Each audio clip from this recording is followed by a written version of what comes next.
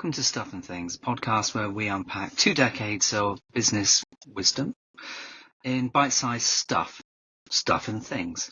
I'm your host, Nicholas Gill, and today we're delving into why size really does matter. In business, that is. Don't worry, it isn't a Cosmopolitan article from the 90s. October Cosmopolitan is big, with over 300 pages of terrific reading. 50 pages of hot summer fashion. Chic, saucy, downright naughty. Keeping things strictly above board here. So let's begin with a universal truth. One size does not fit all, particularly when it comes to client relationships. Now, I know what you're thinking. Are you suggesting that I can't use the same PowerPoint template for every client? Well, yeah, but it's a tad more complex than that. Although, I do know of a media agency who happily presented the exact same plan for multiple brands and were only found out when they didn't change the brand logo. Anyway, I've learned that adapting your approach is crucial. It's rather like being a chameleon, but instead of changing colours, you're altering your communication style. Allow me to illustrate with a couple of examples. Picture this. A CMO who wanted to be involved in absolutely everything. This guy craved opinions, adored good debate, and enjoyed a lengthy lunch and proper wine. It just doesn't happen anymore.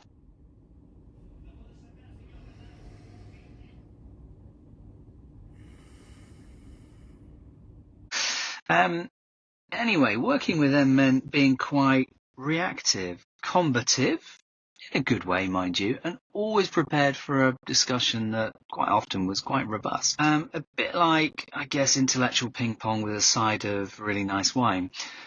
Now, fast forward to their successor, a complete about-face, a 180. This person wanted a hands-off approach, preferring to let the brand team take the reins. Suddenly, your agency goes from being a star player to more of kind of coach on the sidelines. Same business objectives, but an entirely different playbook. The lesson here, you've got to read the room, or in this case, the client.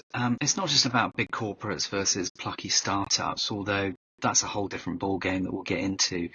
It's about understanding the individual you're working with and what makes them tick.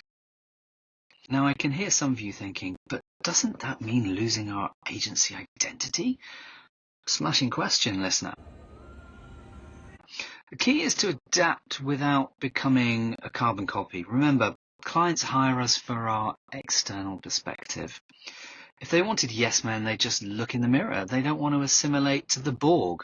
We are the Borg. Lower your shields and surrender your ships. We will add your biological and technological distinctiveness to our own. Your culture will adapt to service us. Resistance is futile. And your clients don't want you to either. As someone once said, I'm paying you for your outside perspective. An agency shouldn't know too much. Our role is as an outsider, but also being a critical friend. This keeps you in the place of perspective and should bring value, honesty, and hopefully some bravery. I talked about adaptability earlier. Let me talk to you about the joy of startups. Picture this, you're working on a launch for a fintech client. You think you're on track and then 20 minutes later, everything changes.